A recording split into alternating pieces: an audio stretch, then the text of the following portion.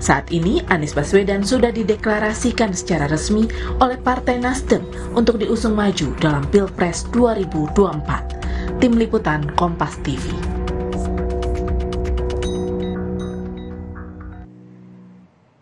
Anggota Dewan Pembina Partai Gerindra Andre Rosiade menyebut Anies Baswedan belum pamit ke Prabowo pasca dideklarasikan jadi bakal capres dari Partai Nasdem. Andre menilai seharusnya Anies yang didukung Partai Gerindra selama menjabat sebagai Gubernur DKI Jakarta pamit ke Ketum Gerindra sebelum pensiun. Kalau ingin pamit, ucapkan terima kasih, tentu jadwalnya seharusnya sebelum jabatan gubernur berakhir, pamit baik-baik dan juga sampaikan, mohon maaf Pak, saya akan maju jadi calon presiden. Tapi ternyata permintaan jadwal itu tanggal 6 Desember 2022, setelah berapa bulan mengakhiri jabatan dan berapa bulan deklarasi calon presiden. Untuk membahasnya sudah bergabung di Kompas Petang ada politisi Partai Nasdem Bestari Barus dan Direktur Eksekutif Parameter Politik Indonesia Adi Praitno. Selamat petang Bapak-bapak. Selamat petang Mbak. Saya mau ke Pak Bestari dulu. Pak Bestari, sebelum saya menyangkut tentang utang Pilkada DKI ini, seharusnya Anies Baswedan ini dideklarasikan nyapres dari Partai Nasdem. Ini harusnya pamit nggak sih ke Pak Prabowo? Ya tanyanya ke Anies dong, masa ke saya. Tapi kalau untuk seharusnya nih, elegannya antar partai? Ya namanya kan begini nih,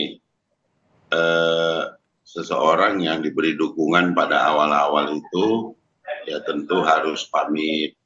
Namun tolong gini aja, Kompas TV minta jadwal kepada Pak Anies supaya bisa mengklarifikasi. Sudah pernah minta waktu, tapi mungkin waktunya belum ada, kan begitu. Wong ke Pak Jokowi aja Pak Anies itu minta waktu kok, dan alhamdulillah Pak Jokowi memberikan waktu, beliau pamit setelah beliau selesai tugas di DKI, kan begitu.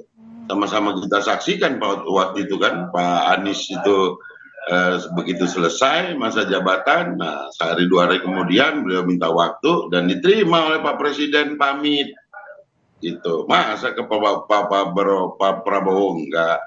Ya mungkin lebih pantas Pak Anies yang menjawab, karena beliau yang tahu kapan beliau mengirimkan permohonan untuk berpamitan atau mengunjungi Pak Prabowo, kan begitu. Oke, nanti setelah ini saya akan bertanya harusnya elegansinya seperti apa Mas Adi terkait dengan pamitan ke Pak Prabowo, dan saat ini disinggung mengenai utang Pilkada DKI Jakarta. Tapi tahan dulu, usai jeda nanti Mas Adi dan juga Pak Henry akan membahasnya bersama kami di Kompas Petang.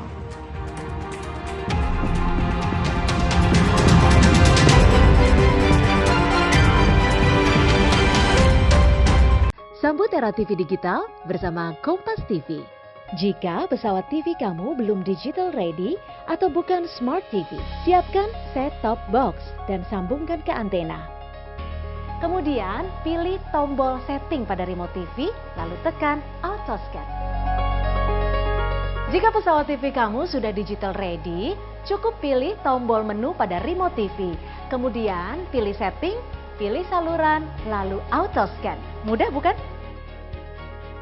Dengan menggunakan saluran digital, Anda bisa menyaksikan program-program terbaik Kompas TV dengan kualitas gambar serta suara yang lebih tajam serta jernih.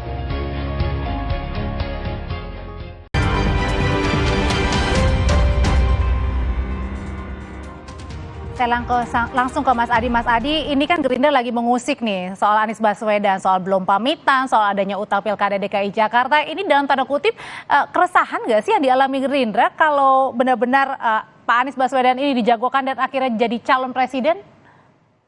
Ya, saya kira sejumlah elit Gerindra itu sebal ya dengan Anies Baswedan yang kemudian tiba-tiba maju dan dideklarasikan oleh Nasdem untuk maju di Pilpres di 2024. Kenapa sebal? Karena kita lihat misalnya waktu Anies maju di Pilkada DKI Jakarta, itu konon disebut Prabowo Subianto memiliki andil dan kiprah besar sehingga Anies menang dan berpasangan dengan Sandiaga Uno. Jadi tidak mengherankan kalau kemudian dua amunisi penting yang selama ini tidak diketahui oleh publik langsung menusuk jantungnya Anies Baswedan. Disebut tidak pamitan. Dalam tradisi budaya Timur, tidak pamitan itu ya dianggap kurang sopan sebenarnya. Meski hitam di atas putih gitu, ya, tidak ada persoalan apapun. Tapi prinsipnya ketika Anies disebut tidak pamitan, asumsi yang ingin dibangun adalah bahwa Anies itu tidak sesopan, Anies itu tidak seindah, Anies itu tidak sebaik dan tidak Mengubah citra berarti artinya. kan itu yang sebenarnya ingin disampaikan. Termasuk soal hutang piutang bahwa Anies pun dalam Pilkada DKI Jakarta ya adalah orang yang juga menerima gitu ataupun persoalan hutang piutang atau apapun ada itu adalah perkara biasa. Orang kan kalau melihat Anies itu adalah sosok yang baik, intelektual yang sama sekali tidak ada kaitannya dengan persoalan uang, dengan persoalan etika dan seterusnya dan seterusnya. Jadi ini muncul karena kesebelan saja sih sebenarnya. Kenapa yang dari dulu bersama dengan Prabowo, dengan Gerindra, kok tiba-tiba nyapresnya itu bersama Nasdem dan Bang Bestari Bang. Jadi Dan kekesalan itu dalam tanda kutip, kekesalan dan kesebalan itu munculnya sekarang nih. betul. Dan orang kan tidak lagi bicara tentang substansi, orang tidak lagi bicara tentang soal pamit dan tidak pamit, tidak lagi bicara soal hutang pihutang yang sudah diklarifikasi oleh Anies. Yang jelas Anies itu sudah diserang oleh elit-elit Gerindra dengan dua isu yang sampai saat ini bergulir. Oke. Meski sebenarnya persoalan hutang pihutang dalam pilkada, dalam pileg dan pilpres ini perkara biasa kok, semua orang sudah tahu dan tidak perlu juga untuk disampaikan kepada publik. Tapi intinya Anies ini perlu diganggu kan kira-kira begitu tuh kalau membaca logika elit-elit Gerindra yang silih berganti menyampaikan. Kita tanyakan ke Partai Nasdem yang sudah mendeklarasikan Pak Anies Baswedan sebagai baca pres. Benar nggak sih kalau ini merupakan gangguan-gangguan politik dari Partai Gerindra? Ya, saya tidak ingin mengomentari itu sebagai gangguan politik, tapi kalau dibilang gangguan dari untuk menjadi presiden itu ya jangankan mau jadi presiden, jadi gubernur, wali kota, bahkan ketua RW aja pun gangguannya kan besar. Tapi kan gangguan itu sebagai alat ukur bagi kita-kita yang mencalonkan. Oh, kalau nggak ada gangguan sama sekali, berarti yang kita calonkan ini barang kecil. Artinya ini kan barang besar. Tapi kalau kemudian, wah dulu bersama partai ini, dulu begini. Ya kan ada juga. Dulu di Indonesia itu biasa kok. Setelah kita katakanlah menjadi dua kontestan dengan kubu yang berbeda, kalau sudah selesai pemilu kemudian bergabung ke sana ke sini juga kan nggak apa-apa. Contoh misalnya Partai Gerindra selesai pemilu kemudian Pak Prabowo ikut bergabung, Pak Sandinya sekalian juga bergabung. Toh masyarakat juga tidak memberikan penilaian macam-macam. Partai Gerindra masih surveinya bagus. Jadi Anda menganggap Pak Anies Baswedan ini kemudian dan tanda kutip ditakutkan oleh jagoan-jagoan lainnya nih bakal menang nantinya, makanya diganggu dari sekarang. Ya namanya baru Pak Anies yang katakanlah terdeklarasi secara baik pada hari ini. Ada kemudian awalnya hanya Nasdem, kemudian kawan-kawan PKS dan Gerindra mengikut. Ya artinya ini kan sudah cukup ya. Kalau dibilang takut, saya berharap bukan takut, tapi menjadi kewaspadaan bagi semua bahwa sudah ada loh bakal calon presiden, mari kita waspada untuk menyiapkan lawannya. Bukan kemudian dengan mengungkap hal-hal yang sebetulnya ya menurut saya itu hal-hal nggak penting. Suratnya itu udah beredar. Surat utang-utangan itu udah beredar kemana-mana dan semua orang membaca akhirnya memberikan kesimpulan, loh sebetulnya nggak ada utang dong, kan begitu tuh. Oke, Mas Adi, kalau kayak gini caranya artinya sudah semakin kelihatan dong mana poros-poros yang nantinya akan di 2024. Artinya mungkin Anies Baswedan dijagokan versus di luar Anies.